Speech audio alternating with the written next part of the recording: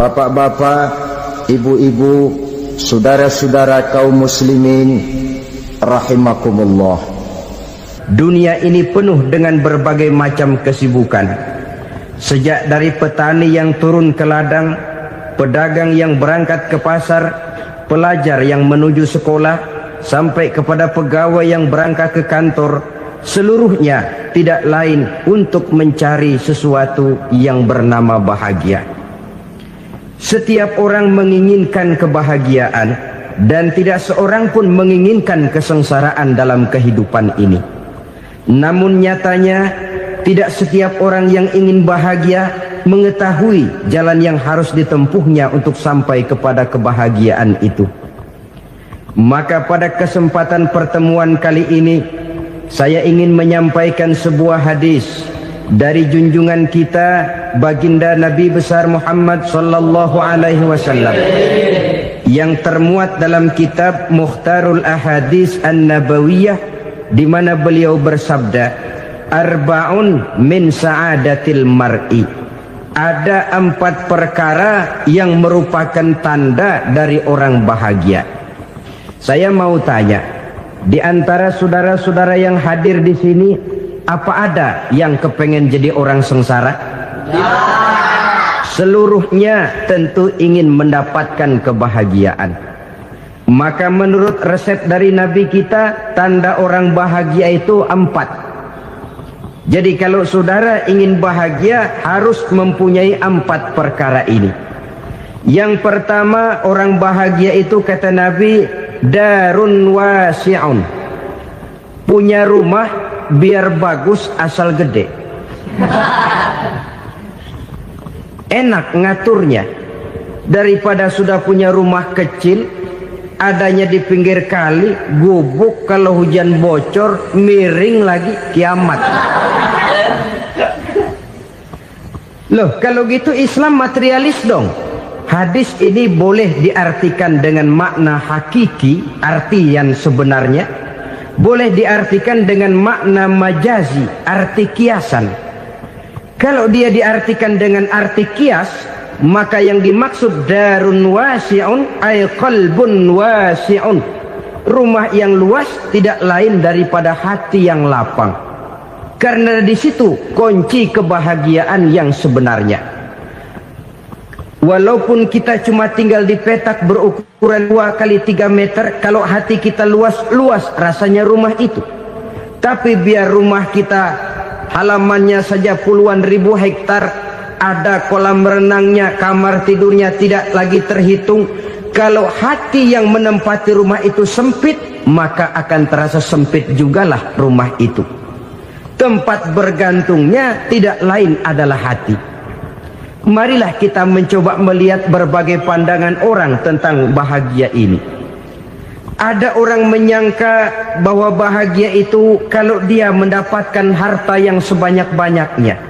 Siapa yang banyak harta, dialah raja. Apa yang dia mau, seluruhnya bisa dibeli. Keamanannya, dia bisa menyewa petugas. Seluruh fasilitas untuk menyenangkan kehidupannya bisa dibeli. Pendeknya, hartalah segala-galanya dalam kehidupan.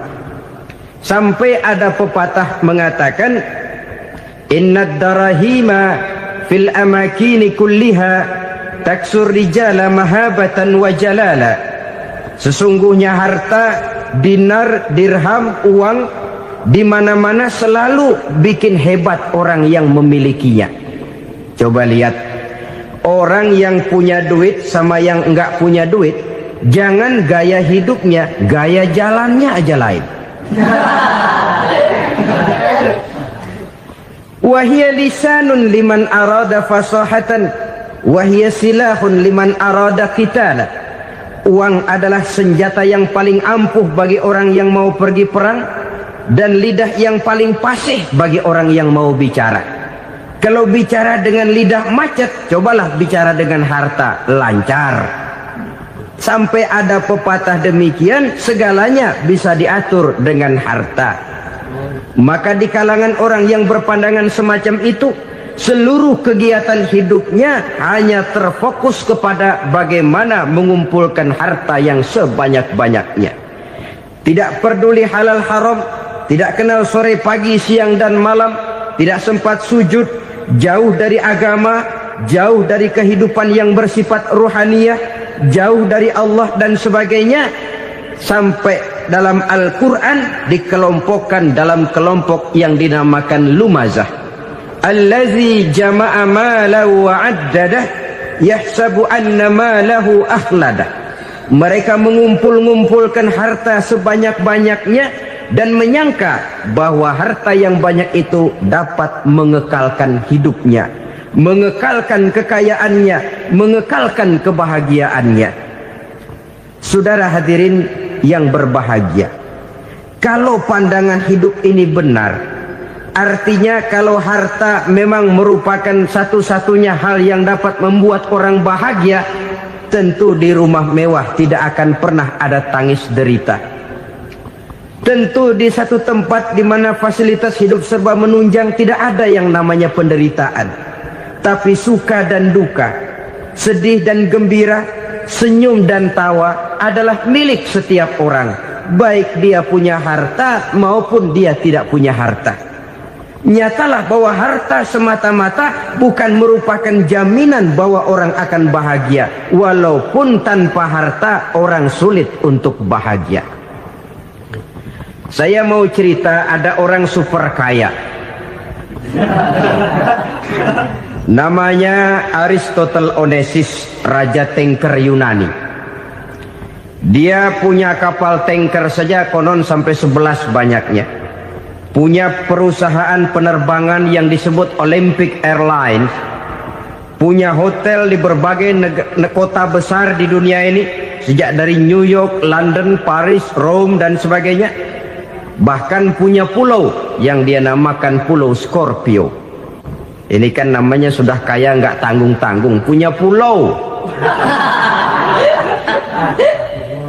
Nah, dia punya 2 orang anak, yang satu laki-laki namanya Alexander, yang satu perempuan namanya Maria Onassis. Seluruh harapannya tertumpah kepada anak lakinya Alexander ini, yang akan meneruskan usahanya, meneruskan kekayaannya, meneruskan dinastinya. Apa yang terjadi? Ternyata anak yang dia harapkan yang bernama Alexander ini mati muda dalam kecelakaan pada waktu dia olahraga. Apa olahraganya? Namanya olahraga anak orang kaya, golongan jet set. Olahraganya olahraga pesawat terbang. Jatuh, ya nggak kapungut, habis mati. Tinggal satu anak perempuannya, Maria Onassis. Tapi anak perempuan ini juga malah urakan. Terakhir dia pacaran, bahkan kemudian kawin sama orang Rusia. Rupanya Aristotle Onassis ini broken. Kekayaannya yang berlimpah ruah, perusahaannya yang begitu banyak, siapa yang akan meneruskan? Siapa yang akan menggantikan? Sampai kemudian dia mengurung diri di Pulau Scorpio dan mati di sana secara mengenaskan. Seorang multijutawan, seorang yang super kaya, mati menyendiri di pulau sepi. Ibarat kata pepatah, anak ayam mati di lumbung. Bukan kekurangan makanan, keurugan makanan. Begitu kehidupan Aristotle Onassis. Dan banyak orang-orang yang sudah demikian kaya sampai dibingungkan oleh kekayaannya sendiri. Telusurilah kehidupan David Rockefeller misalnya, Henry Ford misalnya, Adnan Khashoggi misalnya. Multi jutawan yang kadang-kadang dibuat keder oleh kekayaannya sendiri. Pantas ketika Imam Ali ditawarkan orang, "Ya Ali, kalau kepadamu disuruh pilih ilmu atau harta, kau pilih mana?" Ya jelas pilih ilmu dong. Kenapa? Pertama, ilmu kalau kita berikan kepada orang lain tambah. Tapi harta kalau kita berikan kepada orang lain kurang. Saudara punya uang 10.000, dibagi orang 5.000, jelas uang saudara berkurang. Tapi saudara punya ilmu, diberikan kepada orang lain bisa, saudara pun makin mantap. Tidak lantas jadi bodoh karena ngajarin orang. Saudara bisa Fatihah lalu mengajarkan orang Fatihah. Orang bisa, saudara pun makin hafal. Tidak lantas setelah diajarin orang ilmunya hilang. Begitu datang dia minta orang, tolong ajarin saya Fatihah. Udah habis, nggak ada.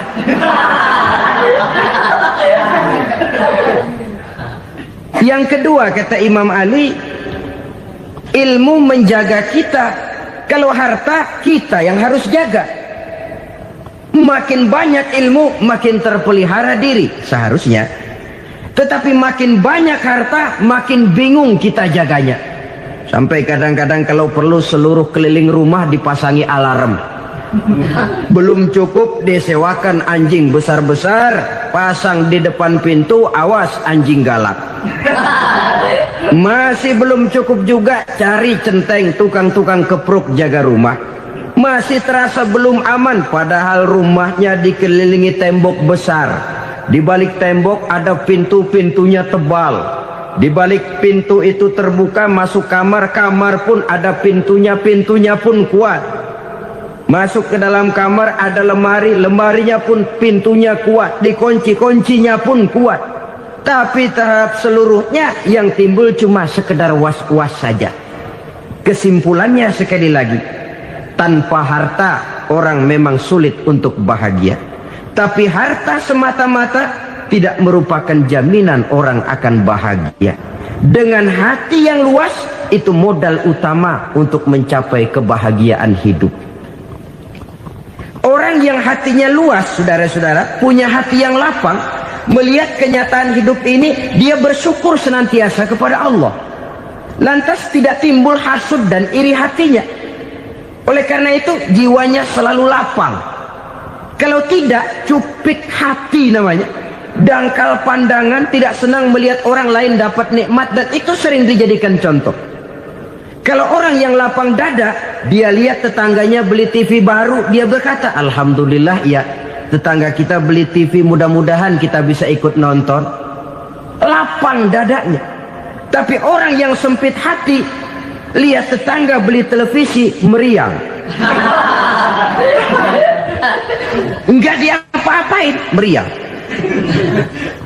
Besoknya dengar tetangga beli motor, makin sakit, ke rumah sakit. Lalu di rumah sakit dengar tetangganya beli mobil, mati. Disiksa oleh perasaannya sendiri. Orang kalau hati sudah sempit dalam hidup, kemanapun dia pergi, sempit rasanya medan kehidupannya.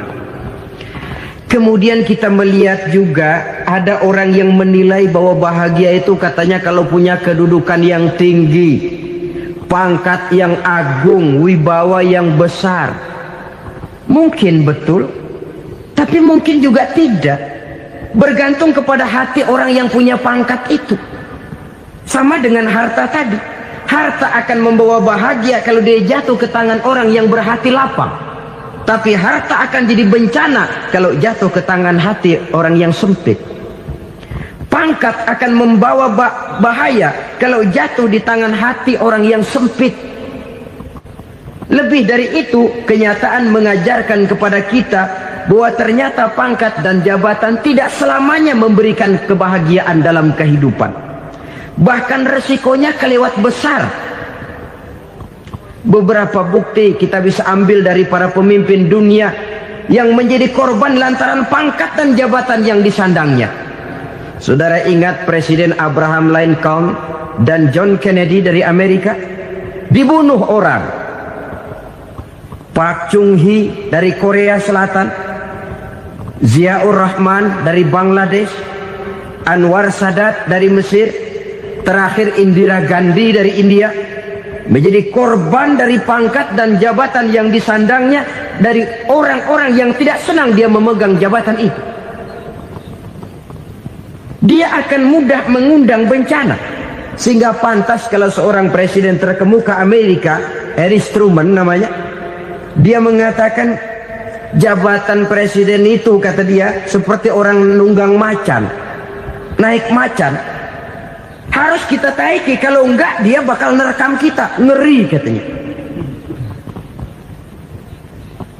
Adapun orang yang hatinya lapang, Kalau dia menerima pangkat dan jabatan, dianggapnya itu satu kesempatan untuk berbuat baik.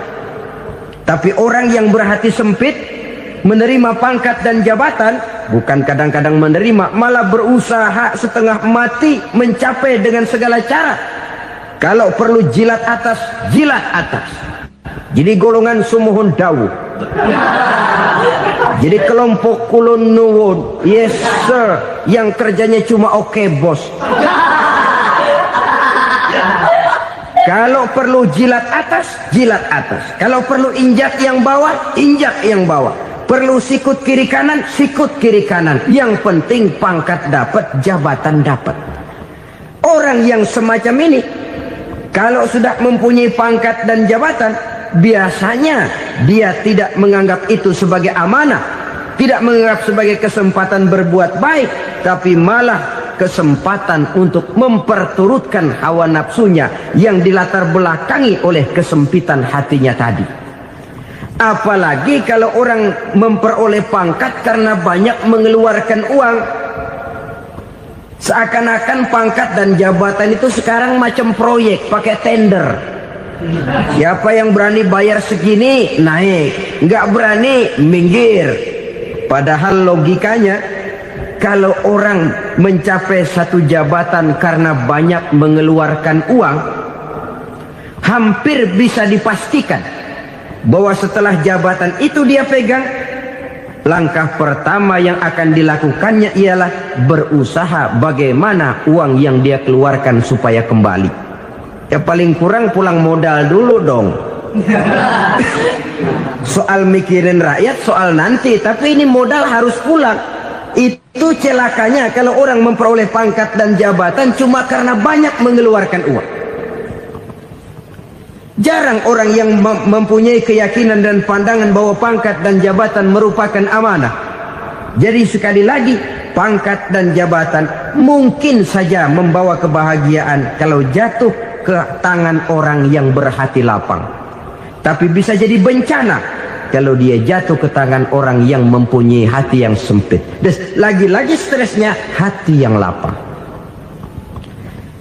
Lalu sebagian orang, saudara, ada yang berpandangan katanya bahagia itu kalau jadi orang terkenal, mempunyai popularitas, menjadi idola di kalangan remaja, di kalangan orang tua, di segala lapisan masyarakat. Padahal makin populer orang, makin terikat dia. Ya kalau macam kita ini kan nggak punya nama, nggak populer, tengah malam buta mau nongkrong di warung Tegal aman. Tapi pangkat, jabatan, kedudukan, popularitas menyebabkan kita diikat dengan berbagai macam peraturan. Cuma mandi sama ke WC saja yang nggak dikawal.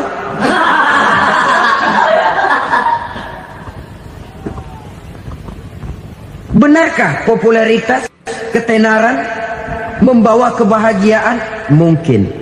Ya, tapi mungkin juga tidak. Kenapa?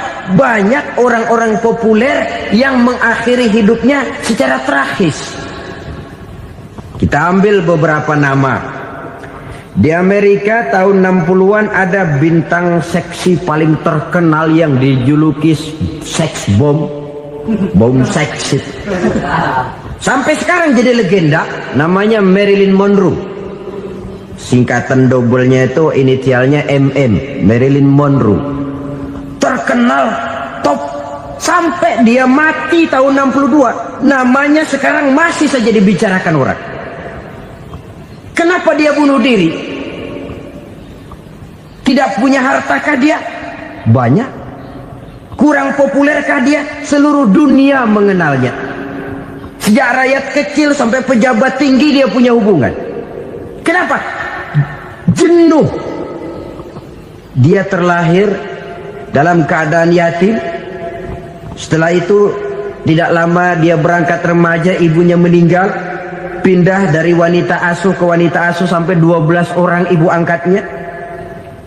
Dan kekecewaan yang paling parah, setiap laki-laki yang dekat dengannya hanya seperti kapal berlabuh. datang dan pergi silih berganti, padahal dia merindukan seseorang yang bisa melindungi hidupnya. Dia rindukan itu dan dia tidak pernah menemukan. Itu yang akhirnya menyebabkan dia minum pil tidur kelewat dosis, minum obat tidur kebanyakan, ya tidur terus sampai sekarang.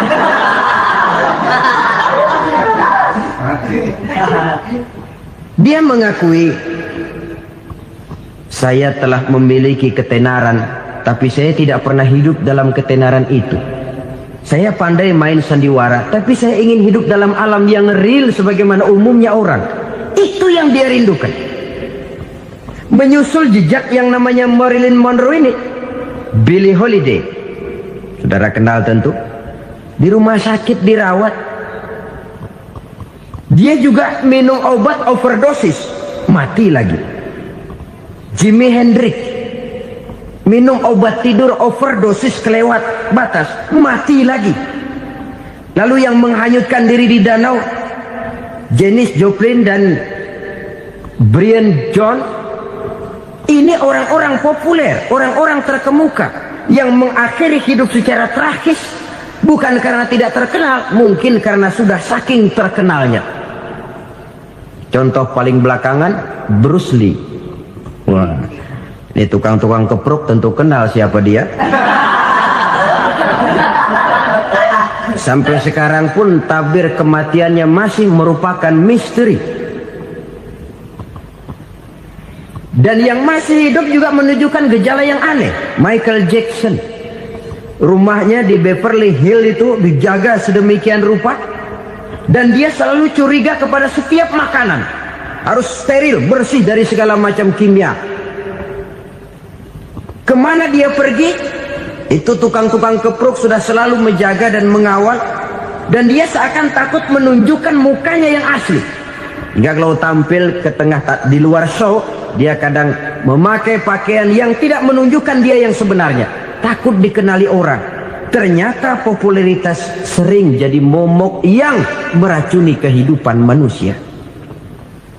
Oleh karena itu, benarlah junjungan kita pada saat beliau mengajarkan orang akan bahagia kalau dia mempunyai hati yang lapang. Nah, sekarang masalahnya untuk mendapatkan hati yang lapang, caranya bagaimana? Kita kembali kepada konsep Quran. Allah mengajarkan, ala inna bi dzikrillahi tatmainnul qulub. Ketahuilah bahwa dengan banyak mengingat Allah, hati akan tenang, jiwa akan lapang. Dengan kata lain, dekat dengan agama, merasakan kehadiran Allah dekat dalam hidup. Itu muara pertama untuk mencapai hati yang lapang. Ala inna bi dzikrillahi tatmainnul qulub. Jangan macam orang sekarang ingin mendapatkan ketenangan lalu tapak di puncak gunung, di gua-gua, di tempat sepi. Iyalah kalau nggak ada ular. Kalau tergigit ular berbisa, ketenangan belum, mati jelas itu. Islam positif untuk mendapatkan ketenangan. Ala inna bi dzikrillahi tatmainnul qulubi.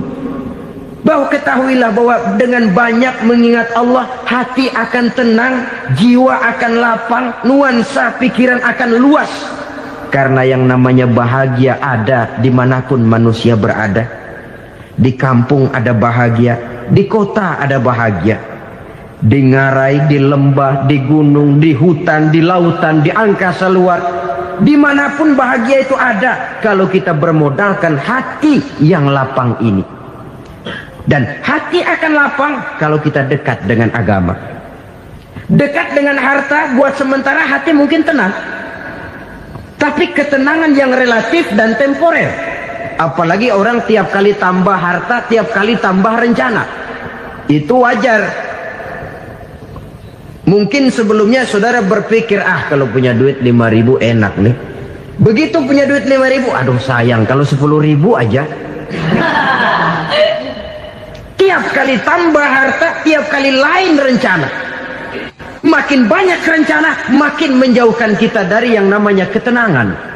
Padahal ketenangan merupakan unsur utama untuk mencapai bahagia. dan ketenangan itu bermuara dalam hati manusia. Tengoklah kehidupan ini. Orang yang banyak harta dengan orang miskin, berbedakah rasa sakit yang mereka tanggungkan? Rasanya tidak. Walaupun si kaya tidur di kasur empuk berselimutkan sutra mahal, sementara si miskin meringkuk di balai bambu yang keras dan kasar. Apabila maut datang, dia juga tidak pernah pilih bulu. Maut datang menjemput si kaya di singgasana keemasannya, dikelilingi oleh para pengasuh, dayang dan inang serta para pengawal. Dan maut pun datang menjemput si miskin papa, sehingga ia tergelepar di tepian jalan. Kedua-duanya bernama mati. Kalau nyata bahwa sakit yang ditanggung si kaya tidak beda dengan sakit yang ditanggung si miskin, bukan harta semata yang membuat orang bahagia. Hati yang tenang, jiwa yang lapang penuh kedamaian karena banyak berzikir dan mengingat Allah, itu merupakan modal utama untuk mencapai sesuatu yang bernama bahagia.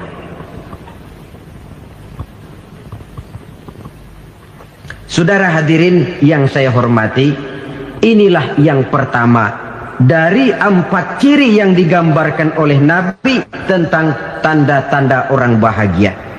Dan harus berangkat dari yang pertama ini, hati yang lapang.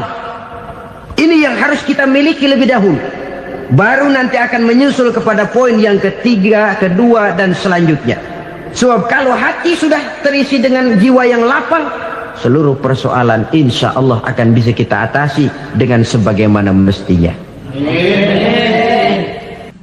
Yang kedua sekarang, tanda orang bahagia menurut baginda Nabi, markabun syariah. Orang bahagia itu, kata beliau, punya kendaraan biar cepat asal lancar. Artinya kemana dia mau pergi mudah. Apa maksud hadis ini? Kalau kita kaji lebih dalam, kendaraan itu kan alat transportasi. Transportasi tidak lain adalah usaha memudahkan komunikasi. Pindah dari situ kepada teori bahwa manusia adalah zon political, makhluk bermasyarakat yang tidak bisa memenuhi kebutuhan hidupnya secara sendirian. Kita memerlukan keberadaan orang lain dalam kehidupan ini. Untuk memakai baju saja kita sudah perlukan petani yang tanam kapas, pabrik yang memintal kapas jadi benang, pabrik yang menenun benang jadi kain, sampai kepada mesin jahit, sampai kepada tukang jahit. Itu cuma untuk memakai pakaian saja. Tidak seorang pun di antara kita yang sanggup memenuhi kebutuhan hidupnya secara sendiri. Kita perlu orang lain. Maka kebebasan dalam arti mutlak, kebebasan tanpa batas, itu tidak mungkin ada dalam kehidupan. Karena kita mengadakan yang disebut interaksi sosial. Setiap kegiatan kita tentu melibatkan orang lain. Menurut kita barangkali kita bebas jalan di jalan raya semaunya, tapi orang lain berkendaraan pun merasa bahwa ini ada juga jalan haknya. Dan begitu selanjutnya. Oleh karena itu, maksud dari kendaraan yang cepat ini adalah khulatuhu ma'as solihin. Lingkungan pergaulannya terdiri dari orang-orang soleh. Pergaulannya luas. Kemana dia pergi ada temannya. Kesulitannya ada tempat dia cerita. Dan kesulitan kalau sudah diceritakan kepada orang lain, taruh kata orang itu tidak bisa menolong, namun menceritakannya kepada orang yang kita percayai, kan paling kurang sudah mengurangi beban jiwa, mengurangi tanggungan batin, merasa masih ada tempat kita cerita. Maka lebih baik orang awam yang mau bergaul ketimbang orang setengah alim tapi ngunci pintu. Sebab nantinya akan timbul sikap picik, cupik pandangan, dan tidak luas menghadapi kenyataan dalam kehidupan ini.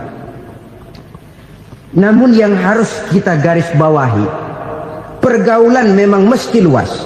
Namun jangan sekali-kali lupa bahwa pergaulan sangat besar pengaruhnya dalam ikut membentuk kepribadian manusia. Sehari-hari bisa kita bilang, Kalau kita dekat sama tukang minyak wangi, sekalipun nggak dibagi minyaknya, baunya tentu dapat. Betul? Tapi dekat sama tukang elas, walaupun nggak kena apinya, asapnya mesti kena. Kalau Syauqi mengatakan lebih jelas lagi, man asyaral asrafa asa musyarrafan wa muasyiral anzali ghairu musyarrafin. Awalam taral jildal hakira muqabbalan bisagri lamma sara jildal mushaf. Siapa yang bergaul dengan orang mulia, dia bakal ikut menjadi mulia. Tapi siapa yang berteman dengan orang hina, dia tidak bakal ikut menjadi mulia. Tidakkah kau lihat, kata Syauqi, kulit kambing yang hina pun dicium orang ketika menjadi kantong Quran. Kulit kambing hina, kalau dia sendirian gak ada yang mau cium. Tapi begitu dia bergaul dengan Quran, menjadi kantong Quran, dipakein minyak wangi, ditaruh di tempat yang tinggi, mau diambil dicium dulu, dibawa dengan penuh hormat dan hati-hati. Kulit kambing yang hina lantaran berteman dengan Quran, numpang mujur. Tapi coba lihat kalau kulit kambing berteman dengan kayu, jadi beduk, habis. Zohor dikemplang, asar dipukul. Itu pun sedikit saja, cuma salah milih teman. Yang temannya Quran dihormati orang, yang temannya kayu lantaran jadi beduk, gelap-gelap subuh orang udah kemplangin.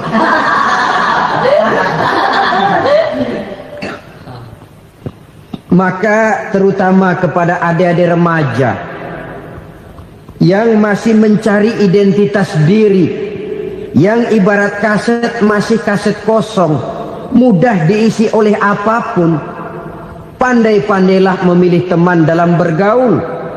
Karena banyak orang yang tadinya baik-baik, ketika terseret dalam pergaulan dengan orang yang tidak baik, kebaikannya menjadi lentur dan luntur. Tapi berapa banyak bajingan-bajingan tengik, orang-orang yang berlumur noda dan dosa, tiap hari melakukan maksiat, namun bergaul dengan orang yang baik-baik, pada akhirnya sedikit demi sedikit beringsut dan berangsur dia terbiasa mengikuti kebaikan-kebaikan. Saya tekankan ini kepada remaja karena mereka masih mencari identitas diri. Apa yang mereka lihat mereka mau, apa yang mereka dengar mereka ingin tahu. Coba lihat kehidupan remaja. Pulang nonton film Rambo, pengen jadi Rambo, gagah, maunya belekai melulu. Pulang nonton film Superman, pengen bisa terbang. Pulang nonton India, nyanyi melulu. Wajar, mereka masih mencari identitas diri. Saya ini sebenarnya siapa? Lingkungan, pergaulan akan membentuk itu. Karena itu pandai-pandailah bergaul, karena ia sangat besar pengaruhnya dalam ikut membentuk kepribadian manusia. Apalagi sifat yang jelek lebih cepat menularnya ketimbang sifat yang baik. Sifat yang baik, watak yang soleh itu lambat sekali untuk menular. Tapi yang tidak baik, kan prosesnya mah kalau remaja biasanya mula-mula dengar. Karena dengar lalu pengen tahu. Karena pengen tahu lalu ngeliatin. Begitu ngeliatin kan pengen nyobain. Setelah nyobain ketagihan. Nah, ini prosesnya. Yang namanya ganja, morfin, narkotik, awalnya kan begitu. Mula-mula dengar, katanya kalau sudah fly to the sky, sudah melayang ke langit katanya, disitulah puncak kebahagiaan. Mulanya cuma dengar. Karena dengar pengen tahu. Karena pengen tahu lalu ngeliat, kumpul sama orang yang suka ngeganja. Setelah ngeliat, lah pengen ngerasain. Begitu ngerasain enak juga, ketagihan. Kalau sudah ketagihan jadi penyakit kronis, bisa merembet kepada yang lain.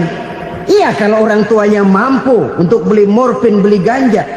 Kalau tidak kan pikirannya ngayap, jemuran siapa ya gue sambet. Timbullah perbuatan-perbuatan negatif yang bermula dari salah pergaulan. Apalagi buat adik-adik remaja yang tinggal di kota-kota besar, yang pengaruh budaya, pengaruh kesenian, pengaruh struktur kehidupan yang nampak makin individualistis, di mana persaingan tajam, tensi ekonomi tinggi, orang mudah mengalami stres. Pandai-pandailah dalam bergaul, sekali lagi, karena ia sangat besar pengaruhnya dalam ikut membentuk kepribadian manusia. Orang bahagia punya kendaraan yang cepat, artinya punya pergaulan yang luas, dan lingkungan pergaulannya terdiri dari orang-orang yang soleh. Kemana dia pergi? Ada teman. Kesulitannya ada tempat dia cerita. Tapi kalau sudah menyendiri, hidup sendiri, kesulitan dipikiri sendiri, bisa mati belum waktunya. Tidak ada tempat berbagi rasa, tidak ada tempat bercerita, tidak ada tempat mengurangi beban dalam kehidupan. Pantas betul kalau Islam sangat menggalakkan dan menganjurkan orang kalau sudah sampai waktunya itu untuk melangsungkan nikah. Kata Nabi, ya ma'syaras syabab man istata'a minkumul ba'at falyatazawwaj. Hai para pemuda, kalau sudah mampu memberi nafkah, kawinlah, nikahlah kamu. Kenapa? Sudah ada teman hidup, tempat berbagi rasa.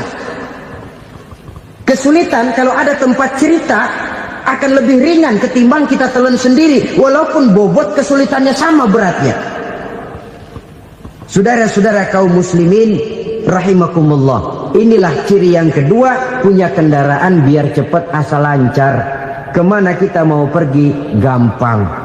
Dengan kata lain, setelah hati yang luas, pergaulan yang luas. Dua. Yang ketiga sekarang, tanda orang bahagia itu menurut Nabi, misbahun mudhi'un, punya lampu yang terang. Oh, itu enggak problem. Sekarang sudah zamannya listrik masuk desa, Pak. Lampu sudah terang semua. Betul, kalau itu yang dimaksud. Tapi tidak cuma itu. Karena lampu yang dimaksud di sini, lampu yang akan menerangi seluruh perjalanan hidup. Dan perjalanan hidup itu sudah dimulai sejak kita terlahir ke alam ini, sampai masuk ke alam barzakh, kumpul di padang mahsyar, sampai ke akhirat. Lampu yang menerangi itu yang diperlukan. Kalau lampu, katakanlah yang paling top sekarang kan lampu jenis Mercury. Taruhlah itu di rumah kita, dia cuma menerangi rumah kita, menerangi hati pun tidak sanggup. Bila kita masuk ke alam barzakh, alam kubur, sanggupkah si Mercury yang begitu terang menerangi alam barzakh kita? Tidak sanggup lagi. Sanggupkah lampu yang ratusan watt, bahkan puluhan ribu watt menerangi kehidupan di padang mahsyar? Tidak akan sanggup lagi. Kalau demikian, yang dimaksud lampu yang terang di sini apa? Tidak lain amal soleh, kebajikan yang kita lakukan dalam hidup. Itu yang akan jadi lampu penerang. Di dunia nama kita akan terang. Jasad kita boleh hancur terkubur tanah, tapi nama kita akan dikenang orang. Begitulah kalau orang meninggalkan kebajikan dalam hidup seperti sekarang. Ribuan orang tiap saat berziarah ke kubur Imam Syafi'i, ke kubur Imam Malik, ke kubur Imam Ghazali, ke kubur orang yang baik-baik, orang yang soleh-soleh. Kebajikannya yang ditinggalkan, yang mengukir namanya dengan tinta emas. Sehingga saudara sudah terbaring di alam kubur, orang lewat, Allah, ini kuburannya Fulan bin Fulan, dulu ini kebaikannya Masya Allah, saya ikut merasakan. Mari kita mampir sebentar, kita Fatihah. Mohon disampaikan Allah pahalanya kepada almarhum. Al-Fatihah. Itu kalau orang baik-baik. Lalu saudara tanya, Pak, orang mati dikirimin Fatihah apa nyampe pahalanya? Saya jawab, kalau saudara nggak percaya, mati dulu dah. Nanti saya Fatihain, tungguin di sana. Umpama nggak sampai, balik lagi kemari. Sekarang ini kan maunya otak-otakan saja. Kalau nggak masuk otak, nggak percaya. Padahal alam gaib itu nggak bisa diotak-otakin. Sama saja dengan saudara pernah dengar cerita kapal tanpa emas tenggelam tak? Pernah nggak? Di mana? Ya, di laut Masalembo. Begitu ke tanpa emas tenggelam, ratusan penumpang itu terjun ke laut, dipermainkan gelombang, berjuang menghadapi maut itu. Orang lagi timbul tenggelam di lautan, dihantam ombak, kita tengokin pakai helikopter. Pak, lagi timbul tenggelam ya? Iya, tolongin. Jangan khawatir Pak, nih saya kirim intan Pak, harganya 10 juta. Kira-kira orang yang timbul tenggelam di laut seneng nggak? Ya. Kan mahal toh intan 10 juta. Kenapa dia nggak senang? Karena intan 10 juta dalam kondisi seperti itu tidak sanggup menyelamatkan dia. Dia akan girang kalau dikirimin ban mobil bekas, dikirimin papan terentang atau bambu. Intan yang 10 juta dia nggak girang. Ban mobil bekas yang 1000 perak, tuh pegang, itu yang dia girang betul. Inilah sebabnya Nabi berkata, mal mayyitu fi qabrihi illa kal ghariqil mutaghawwis. Orang yang meninggal di alam kuburnya seperti orang timbul tenggelam di lautan. Yantaziru da'watan min ahli, menunggu doa dari keluarganya yang masih hidup. Duh, bapak saya sudah meninggal, saya sayang benar sama dia.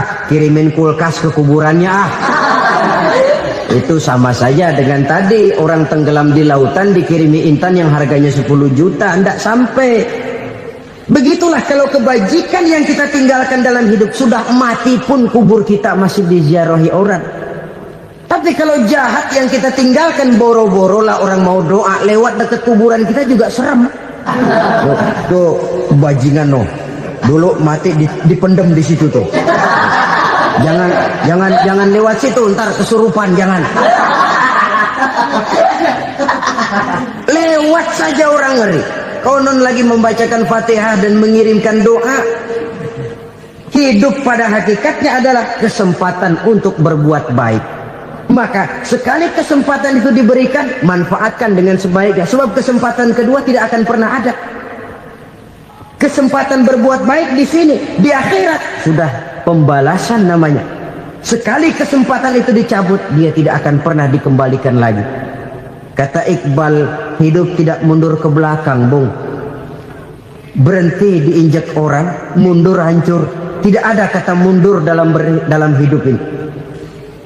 Berhenti diinjak orang, mundur kecebur. Tidak ada kata lain. Harus maju dalam kehidupan, dalam artian yang positif. Hidup adalah kesempatan untuk mengumpulkan kebajikan yang sebanyak-banyaknya. Di situ nilai daripada manusia. Sekarang ini memang nggak kelihatan kok, orang yang banyak pahala sama yang banyak dosa nggak kelihatan kok. Barangkali kalau habis bikin dosa palanya pada benjol, mungkin orang takut sama dosa.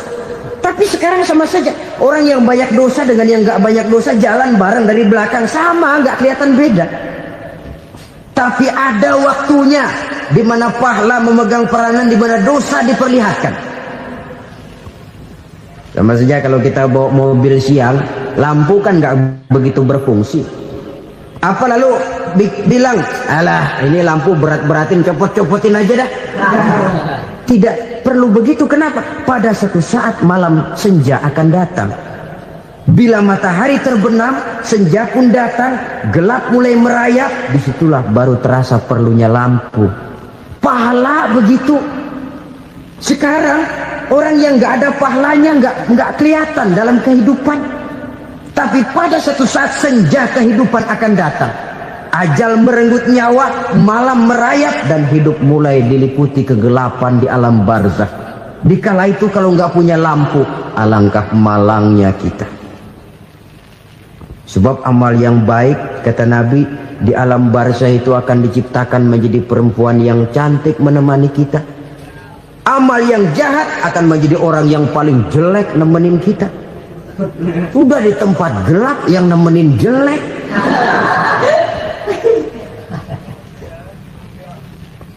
Kaum muslimin rahimakumullah.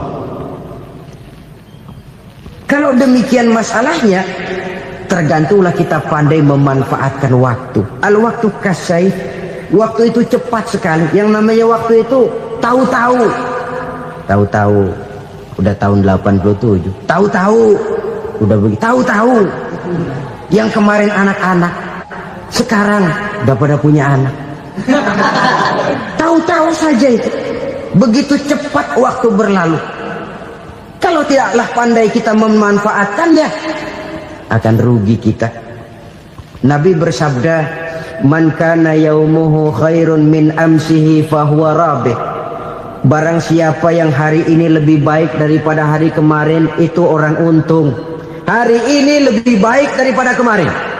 Bulan ini lebih baik dari bulan kemarin. Tahun ini lebih baik dari tahun kemarin. Itu orang yang beruntung. Tahun kemarin sembahyangnya maghrib doang, sekarang udah tambah isya.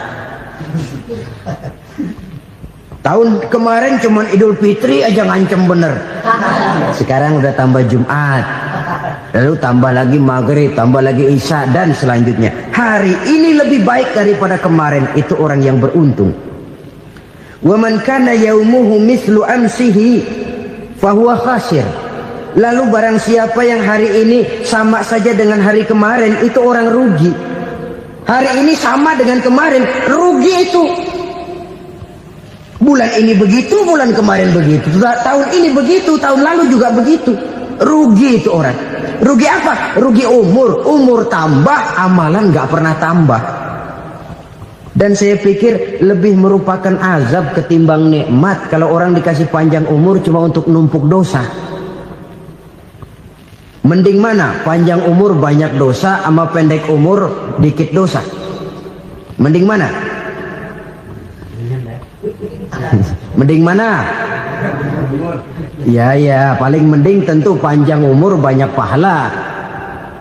Tapi kalau tidak, sekali lagi, lebih merupakan azab ketimbang nikmat kalau orang diberikan panjang umur tapi cuma untuk sekedar menumpuk dosa.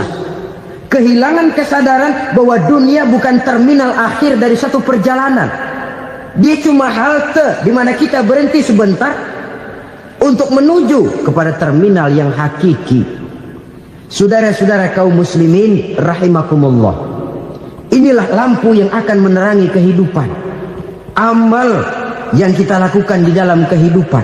Jadi yang dimaksud dengan lampu yang terang, kebajikan yang kita kerjakan dalam hidup. Nah, setiap orang di awal tadi saya bilang ingin bahagia. Bahagia itu kan hakikatnya kumpulan senang dan selamat. Senang, selamat. Apa bedanya? Senang tapi tidak selamat, nggak bahagia. Selamat tapi nggak senang, nggak bahagia orang. Contoh, kalau orang korupsi, duitnya banyak, senang dia, tapi keselamatannya. Ada tentara baris di samping rumahnya udah bingung, padahal tentara latihan. Tentara cuma latihan, dia bingung. Senang, tapi karena keselamatannya tidak terjamin, dia tidak bahagia. Sebaliknya pegawai negeri jujur benar, cuma segaji-gajinya, selamat, nggak korupsi, tapi melarat, ya nggak bahagia juga, kurang senang. Kesenangan dan keselamatan untuk dunia saja, ya sekali lagi, kalau cuma sekedar untuk dunia saja, bisa dibeli pakai uang. Bisa dibeli pakai uang. Saudara ingin selamat, bisa dibeli pakai uang. Saudara ingin senang, bisa dibeli dengan uang. Tapi setelah mati, masuk ke alam barzah, habis kekuasaan uang. Nggak bisa lagi beli keselamatan pakai uang. Tidak mungkin lagi membeli kesenangan dengan uang. Di situ pahala yang megang peranan. Makin banyak pahala, makin banyak saham untuk membeli kesenangan dan keselamatan, untuk memperoleh yang namanya bahagia. Dan jangan lupa loh, di alam barzah kita nggak sebentar, menunggu datangnya kiamat. Loh iya, kalau kita begitu dikuburin terus kiamat datang, untung. Tapi kalau masih harus 1000, 2000, puluhan ribu tahun yang akan datang, dalam satu penantian yang begitu lama, tanpa saham untuk memperoleh kebahagiaan, satu kemalangan yang tidak ada pernah putus-putusnya. Janganlah tergelincir oleh kebahagiaan sebentar yang menipu dengan mengorbankan kebahagiaan hakiki yang berjangka panjang. Apa artinya senyum sejenak kalau harus ditebus dengan tangis seumur hidup? Biarlah kita minum jamu, pahit memang, getir memang, tapi kan besok badan sehat. Daripada sekarang minum sirup, manis memang, enak memang, tapi bibir pada jontor besok. Sirawan, batuk, nggak karu-karuan. Banyak orang tertipu oleh kesenangan yang sebentar, padahal laisa kullu ma yalma'u zahaban. Belum tentu semua yang berkilat itu emas, belum tentu semua yang gemerlap itu intan. Karena itu marilah manfaatkan kesempatan yang diberikan Allah ini untuk mengumpulkan kebajikan yang sebanyak-banyaknya. Yang terakhir sekarang, yang keempat, tanda orang bahagia kata Nabi. Zaujatun salihah. Orang bahagia itu tanda yang keempat kata Nabi, punya istri biar cakep asal taat. Sudah surga itu gitu. Cakep taat. Istri kayak gitu, kalau belum mati jangan dikuburin dulu. Sudah cakep taat lagi, tapi kadang-kadang enggak, udah jelek ngadat melulu. Apa yang mau dipilih? Sebab itu Quran mengatakan istri pakaian untuk suami, suami pakaian untuk istri. Kenapa suami istri diibaratkan pakaian? Alangkah tingginya gaya bahasa Quran ini. Suami istri teman hidup, hidup perjalanan panjang. Sejak kita dalam rahim sudah ada hidup kan di sini. Sampai ke alam dunia, masuk ke alam barzah, kumpul di padang mahsyar, sampai menuju akhirat, itu perjalanan hidup. Carilah istri atau suami teman hidup yang membawa manfaat tidak hanya kehidupan di dunia ini, sampai di alam barzah, sampai di padang mahsyar. Suaminya mungkin meninggal lebih dulu, atau istrinya mungkin meninggal lebih dulu, tapi suami atau istri yang masih hidup berbuat kebajikan. Suami saya meninggal, ada hartanya, saya sedekahkan, niat pahala untuk almarhum suami saya. Ini teman hidup,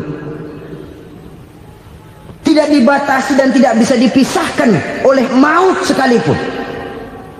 Zohirnya mungkin pisah, badannya mungkin pisah, tapi hatinya, jiwanya, kebersamaannya dalam menghadapi kehidupan. Karena itu saudara-saudara, bahasa Quran indah. Suami istri diibaratkan seperti pakaian. Apa fungsi pakaian? Pertama, pakaian jadi kebanggaan. Artinya suami harus menjadi kebanggaan istri, istri harus jadi kebanggaan suami. Yang kedua, pakaian itu kan fungsinya menutup aurat. Artinya sesama suami istri harus saling menjaga kekurangan masing-masing. Jangan malah sesama suami istri saling membongkar rahasia dan aibnya sendiri-sendiri. Istrinya diceritain jeleknya di mana-mana, atau suaminya dibongkar rahasianya di pasar umum. Itu sudah tidak lagi berfungsi sebagai pakaian. Kenapa semua ini diperlukan? Karena kita menyadari bangsa yang baik terdiri dari masyarakat yang baik. Masyarakat yang baik merupakan susunan dari warga yang baik. Warga yang baik adalah terdiri dari rumah tangga yang baik. Dan rumah tangga yang baik merupakan susunan dari pribadi yang baik. Dari situ langkah dimulai. Membangun satu bangsa yang baik diawali dengan membangun rumah tangga yang baik, dengan menciptakan pribadi-pribadi yang baik. Sehingga dari sini diharapkan berkembanglah nilai-nilai kebaikan. Orang akan bahagia mempunyai istri yang soleh. Kenapa? Tidak ada seorang suami bisa sukses jadi apapun dia, apapun profesinya. Dokterkah, kiaikah, mubalikah, petanikah, pengusahakah, pejabat tinggikah. Tidak ada seorang suami yang bisa sukses tanpa peran serta istrinya. Walaupun memang peranan itu tidak begitu kelihatan, tapi sangat menentukan. Karena itu, saudara hadirin yang saya hormati, Islam sangat menghargai kaum wanita, memberikan kedudukan yang tinggi sepanjang tidak mematikan kodrat kewanitaannya. Nah, kalau sudah kesuksesan ini diawali dari rumah tangga, karier di masyarakat mudah untuk dikejar. Tapi keberantakan di rumah tangga merupakan kegagalan pertama di tempat lain. Nah, inilah saja yang dapat Al-Fakir sampaikan pada pertemuan kali ini. Terima kasih. selalu berusaha menyimpan sesuatu yang bisa membawa manfaat, baik untuk dirinya, untuk anak cucunya, maupun untuk keluarganya, untuk masa kini dan masa depannya. Kadang simpanan itu berbentuk uang, kadang berupa tanah, lain saat berbentuk pabrik, dan lain sebagainya. Sementara masa depan yang paling pasti adalah akhirat.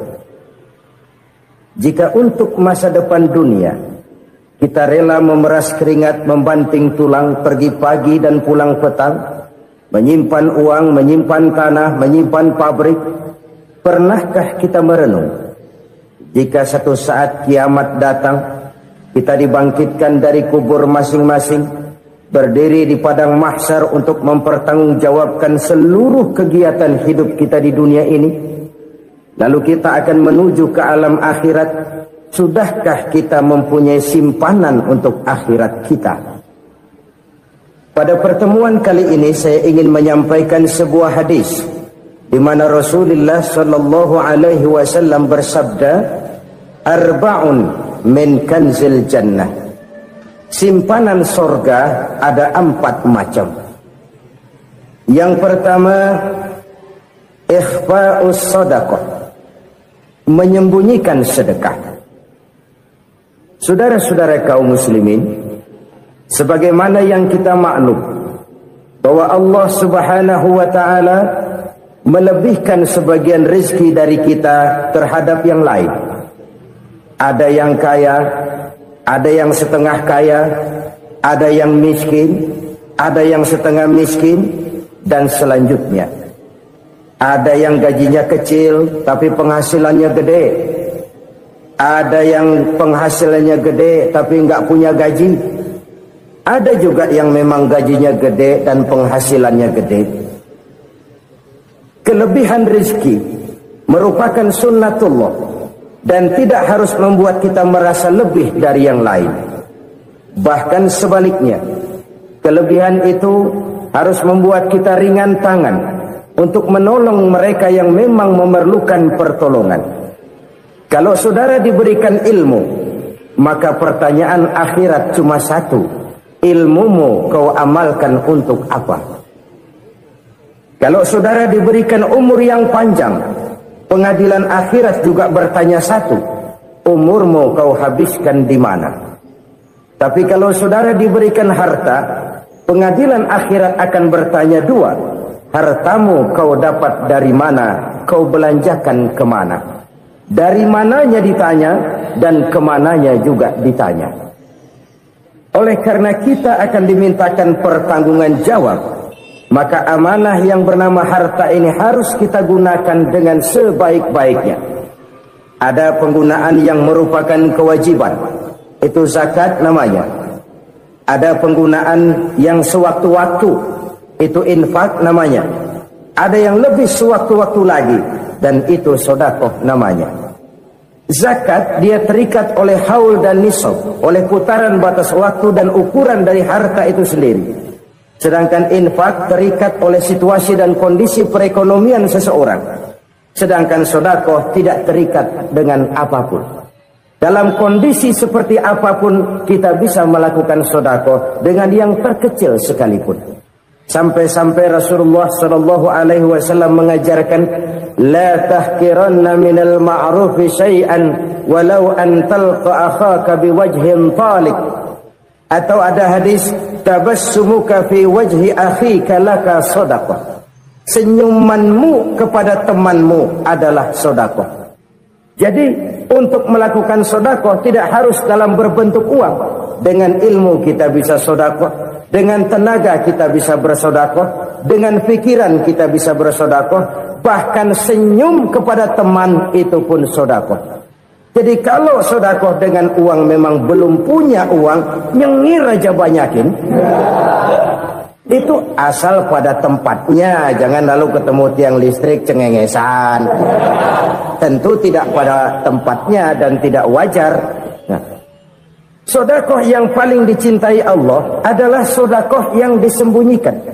Artinya, jauh dari sifat riya. Kan kadang-kadang ada orang sedekah itu disebutkan namanya, apa tidak bagus? Kalau memang niatnya ikhlas, ya bagus-bagus saja. Untuk memberikan sugesti kepada yang lain. Di Fulan bin Fulan nyumbang sekian, diumumkan. Boleh kalau niatnya untuk memberikan rangsangan kepada yang lain supaya dia menyumbang lebih besar dari orang tadi. Tapi kalau itu mendatangkan riya, maka sedekah yang paling dicintai Allah adalah sedekah yang disembunyikan. Tangan kiri saja tidak tahu apa yang diberikan oleh tangan kanan. Sedekah yang dilakukan dengan ikhlas akan merupakan perbendaharaan surga, tersembunyi dari pandangan orang lain, tidak seorang pun tahu. Karena memang sikap yang baik adalah melupakan kebaikan dan mengingat kesalahan. Itu salah satu ciri orang bahagia.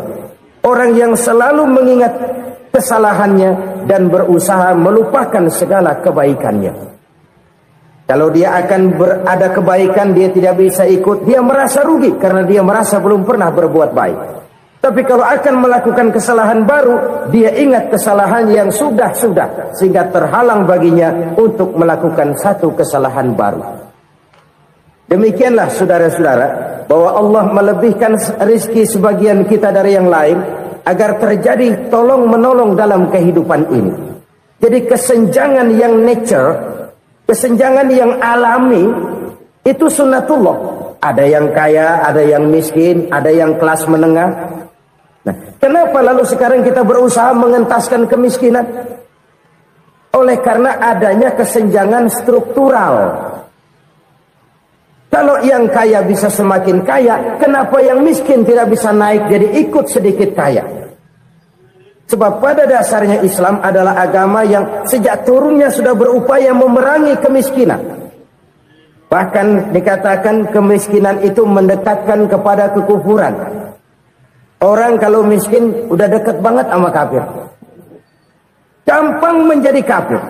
Berapa banyak saudara-saudara kita yang oleh karena soal perut, oleh karena soal materi, terpaksa meninggalkan dan menanggalkan akidahnya.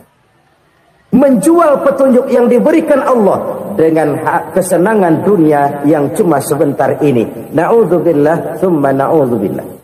Jadi makin kita sembunyikan satu sedekah, semakin banyak perbendaharaan kita di surga. Sedekah yang paling dicintai Allah adalah sedekah yang disembunyikan. Malahan ada seorang sufi, dia punya kebiasaan kalau pergi sholat Jumat dia bawa uang, itu uang dia taruh di bawah tikar masjid. Dia niat sedekah kepada siapa saja yang nemuin itu duit. Maksudnya apa? Supaya yang nemuin nggak tahu siapa yang punya duit. Demikian dia saking ingin menyembunyikan sedekahnya. Karena sifat riya itu bisa memakan amal kita sendiri. Riya itu termasuk menyebut-nyebut kebaikan kita. Orang yang suka nepuk dada, sedikit-sedikit ngitungnya kalau nggak gua. Tuh kalau nggak gua tuh. Tuh yang belas itu kalau nggak gua, kalau nggak gua. Iya kalau nggak lu kenapa emang? Orang yang suka menepuk jasa. Tuh biasanya memang begitu saudara-saudara. Kalau perang lagi berkecamuk, orang nggak sempat ngaku jadi pahlawan. Tapi begitu perang selesai, yang kagak kenal bedil ngaku pahlawan, mas. Itu sesuatu yang biasa. Oleh karenanya, orang-orang yang ikhlas dalam bersedekah, disembunyikannya sedekah itu, Allah cinta betul. Malahan ada hadis memberikan jaminan, inna sedaqatal mar'il muslimi tazidu fil umri wa tadfa'u mitatas su'i.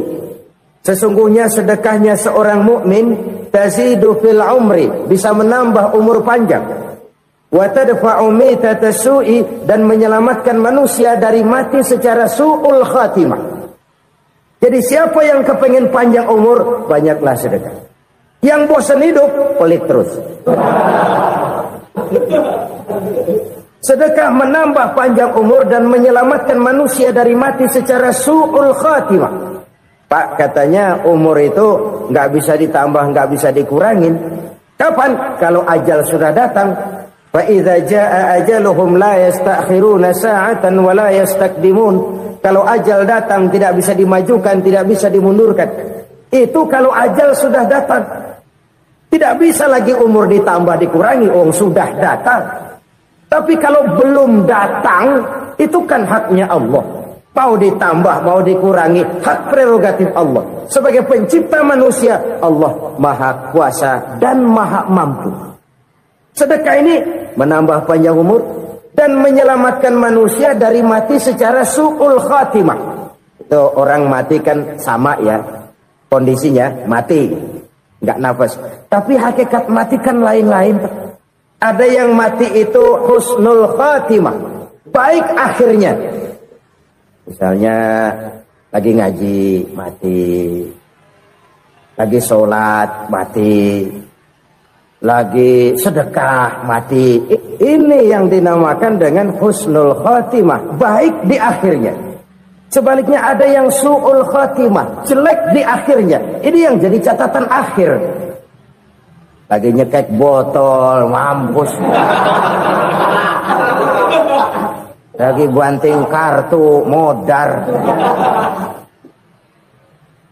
Su'ul khatimah, jelek pada akhirnya. Sedekah menyelamatkan manusia dari mati secara su'ul khatimah. Dan kita semua kepengen mendapat husnul khatimah, jauh dari su'ul khatimah.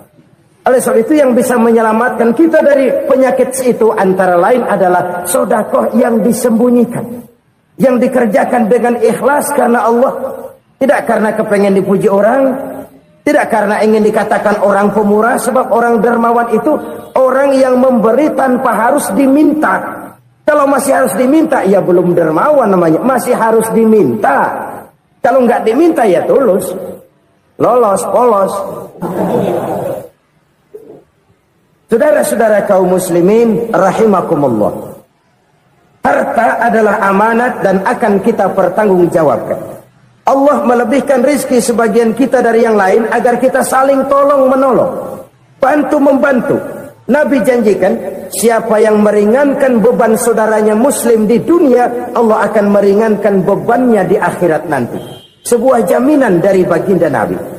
Si orang yang kita bantu barangkali tidak bisa membalas, Allah yang akan membalas lewat jalan lain yang tidak pernah kita sangka-sangka. Ada orang tanya, Pak, ini ada orang nyumbang masjid sambil marah-marah, bagaimana? Saya bilang sumbangannya aja ambil, marahnya jangan.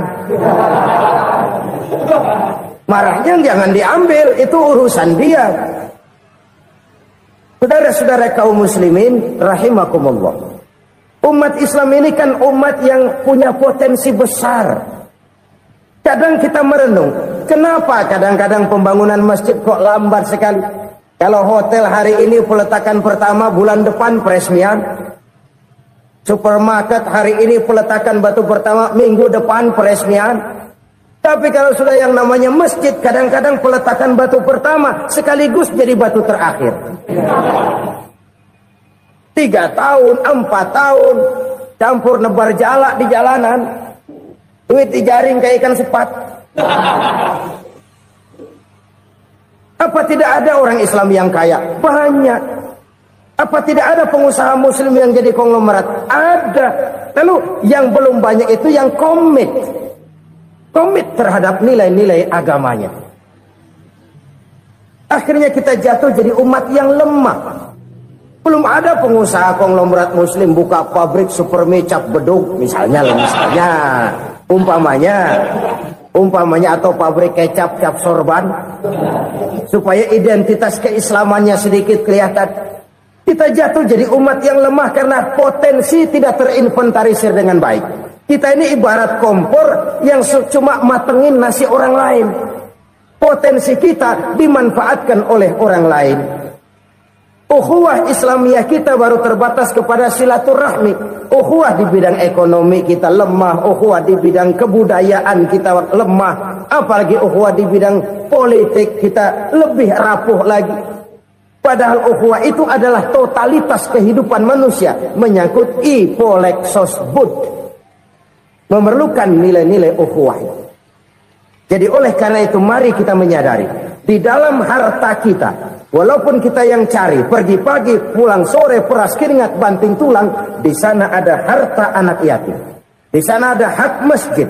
Di sana ada hak pesantren, di sana ada hak jihad. Berbahagialah seseorang apabila dia oleh Allah dijadikan keran. Keran itu menyimpan air, tapi tidak untuk dirinya, tapi disalurkannya kepada mereka yang memang memerlukannya. Saudara-saudara kaum muslimin rahimakumullah, ini yang pertama. Jadi perbendaharaan surga adalah menyembunyikan sedekah. Orang lain nggak tahu, kita pun nggak pernah ngitung-ngitung. Kita anggap lewat begitu saja, padahal itu deposit akhirat. Satu. Yang kedua, perbendaharaan surga itu apa? Wa kitmanul musibah, menyembunyikan kesulitan. Kadang orang takut menghadapi kesulitan. Tapi makin kita merenung, hidup ini kan sebenarnya urusan. Takut sama urusan, ya jangan hidup. Tandanya orang hidup itu kalau punya urusan. Urusan melupakan problem. Problem sering menimbulkan kesulitan. Kesulitan bukan untuk ditakuti, tapi untuk diatasi dan dicarikan jalan keluarnya. Siapa sih orangnya yang gak pernah sulit-sulit? Makin tinggi status sosialnya, makin gede urusannya. Makin tinggi kualitas imannya, makin berat tingkat kesulitannya. Cuma memang yang namanya enak itu seperti pelangi. Biang lala itu nggak pernah di atas kepala kita, di atas kepala orang melulu. Lo sih enak lo, kata kita. Dia juga bilang yang enak kan lo. Pelangi itu nggak pernah di atas kepala kita. Kata tukang beca, aduh enak ya naik Mercy.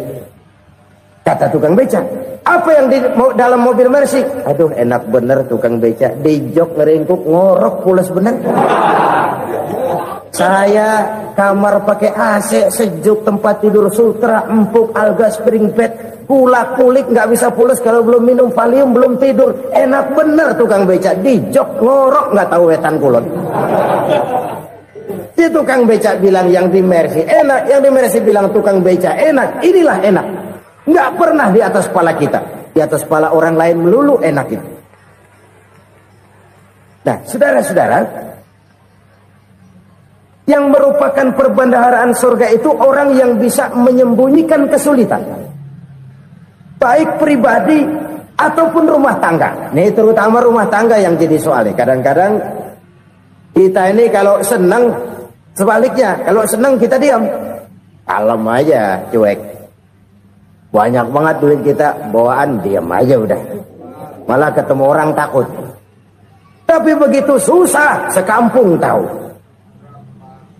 Padahal Nabi mengajarkan perbendaharaan surga itu menyembunyikan musibah, menyembunyikan kesulitan.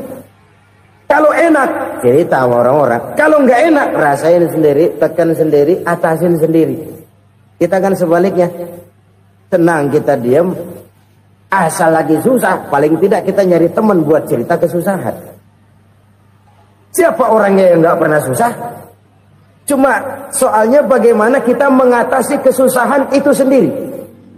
Begitu juga misalnya kalau orang sudah berumah tangga, itu orang tuanya harus menjadi tempat dia cerita yang enak-enak saja. Yang nggak enak rasain berdua, selesaikan berdua, atasin berdua. Jangan dibalik. Asal senang diam, giliran susah saja. Maknya laporan. Terbalik. Bisa menjaga security informasi. Maka nama bayam keluar diam. Malah seluitan. Enak amat lo makan daging ayam.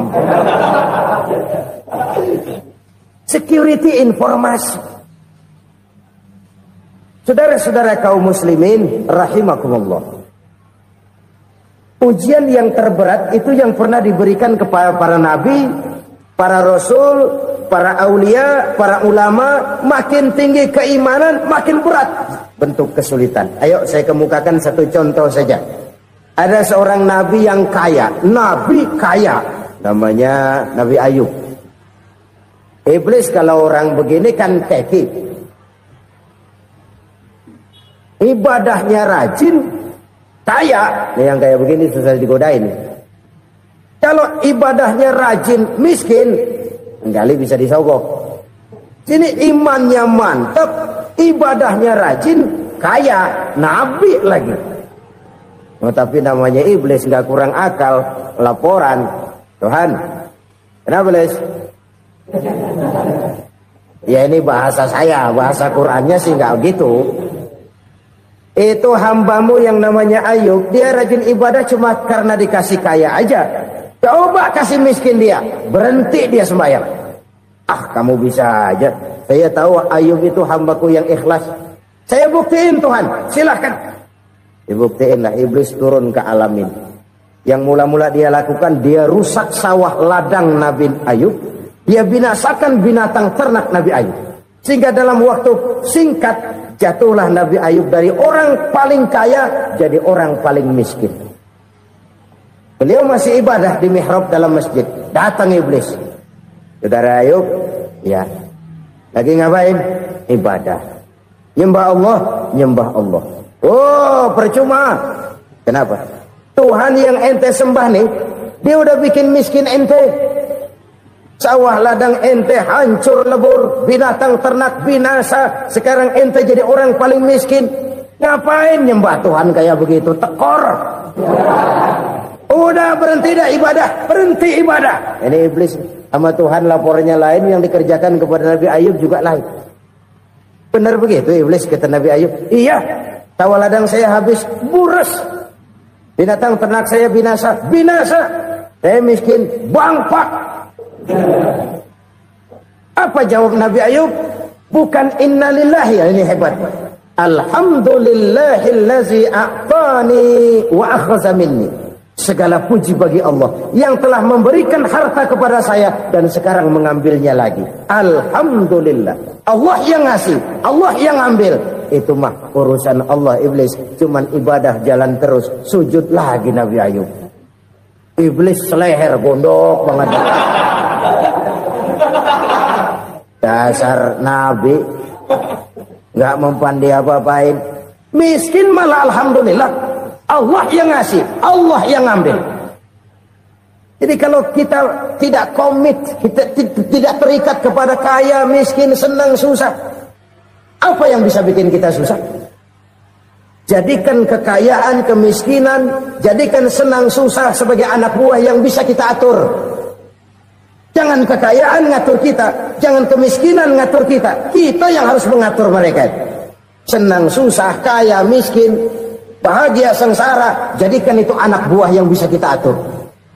Kalau sekarang kita kaya, lain saat boleh jadi kita miskin, semiskin-miskinnya. Allah yang ngasih, Allah yang ngambil.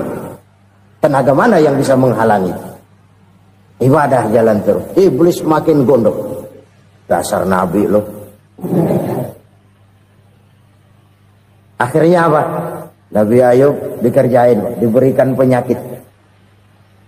Demikian fatal penyakitnya. Bayangin, udah miskin sakit. Masya Allah. Miskin sakit. Sakitnya nggak lama, kira-kira 16 tahun. Istrinya 3, 2 mental minta ceraiin. Ngerawatin laki bengek begini. Senang belum tentu, susah udah pasti nih. Cerai aja, cerai dah. Cerai. Tinggal satu Siti Rahmah yang setia menemani beliau. Sesetia-setianya hati perempuan. Satu saat Siti Rahmah bilang, "Bang, ya, abang kan Nabi bang. Lalu namanya Nabi kan doanya jarang meleset bang. Maksud kamu minta kenapa sih sama Tuhan biar abang sembuh baik dah bang?" Siti Rahmah, iya. Saya sakit berapa tahun sih dah? 16 tahun bang. Sebelum ini saya sehat berapa tahun? Ya kira-kira 60 tahun bang. Nah coba ente banding-bandingin Rahmah. Saya dikasih sehat 60 tahun. Dikasih sakit 16 tahun. Sudah nggak sabar mau doa kepada Allah minta sembuh. Saya malu kepada Allah. Diuji dengan yang luar biasa seperti ini, tidak mengganggu stabilitas kehambaannya. Dia tetap menghamba kepada Allah Subhanahu wa ta'ala. Saudara-saudara kaum muslimin rahimakumullah. Kunci menghadapi kesulitan itu apa? Allah jelaskan dalam satu ayat, wa basyiris sabirin alladzina iza asabathum musibah qalu inna lillahi wa inna ilaihi raji'un. Gembirakan orang-orang yang sabar. Siapa mereka itu? Yang apabila mendapat musibah mereka kembali kepada keyakinan dasar. Segalanya dari Allah dan segalanya akan kembali kepada Allah. Ini konsepsi dasar dari sikap muslim dalam menghadapi berbagai kesulitan. Segalanya dari Allah, segalanya akan kembali kepada Allah. Kalau ini sudah kondisi dasarnya, maka kita akan lapang menghadapi kenyataan bagaimanapun pahitnya. Apakah itu namanya miskin, apakah itu namanya sakit, bahkan maut sekalipun. Maut sekalipun. Segalanya dari Allah, segalanya akan kembali kepada Allah. Ini sikap hidup, bukan sekedar ucapan. Kita kadang-kadang menjadikannya sebagai ucapan. Mulutnya sehingga berhenti, innalillahi wa inna ilaihi rajiun, tapi nangisnya terus gerung-gerungan. Bukan itu, ini kesadaran moral. Kalau segalanya dari Allah, segalanya kembali kepada Allah, kan sebenarnya cuma nunggu giliran. Hari ini saya nyembayangin dia, entah hari apa saya disembayangin orang. Hari ini saya antar dia ke kubur, entah hari apa orang nganterin saya ke kubur. Hari ini saya tahlilkan dia, entah nanti kapan orang tahlilkan saya. Segalanya dari Allah, segalanya akan kembali juga kepada Allah. Oleh sebab itu saudara-saudara, kesulitan bukan untuk ditakuti. Kesulitan justru untuk diatasi, dicarikan jalan keluarnya. Dan tidak ada orang yang tidak pernah mendapat kesulitan. Tidak ada. Semakin tinggi status sosial, semakin tinggi kualitas keimanan, semakin besar juga tingkat kesulitan. Hanya saja bagaimana cara kita mengatasinya. Dan Al-Quran menyatakan, innama al-usri yusra. Di balik kesulitan itu pasti ada kemudahan. Roda itu berputar. Karena itu Rasulullah Sallallahu Alaihi Wasallam mengingatkan kepada kita, ta'arraf ilallahi firraha ya'rifka fisyiddah. Ingatlah kepada Allah di waktu kamu senang, supaya Allah ingat kepada kamu di waktu kamu susah. Kalau waktu senang kita ingat kepada Allah, kita susah, Allah tidak akan meninggalkan kita. Tapi kalau waktu senang kita jauh dari Allah, sujud tidak sempat, dengan masjid jauh, ketika senang kita lupakan Allah. Nanti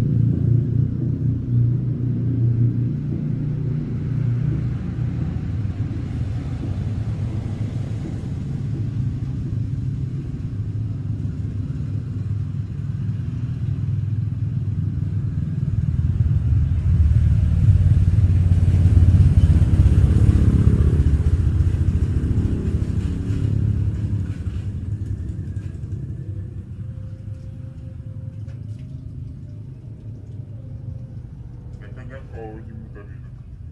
Oh. Yang kata kau nyanyi yang kata pun tadi. Ada jemput kado tanya ini gal. Aneh. Nak beli yang kupon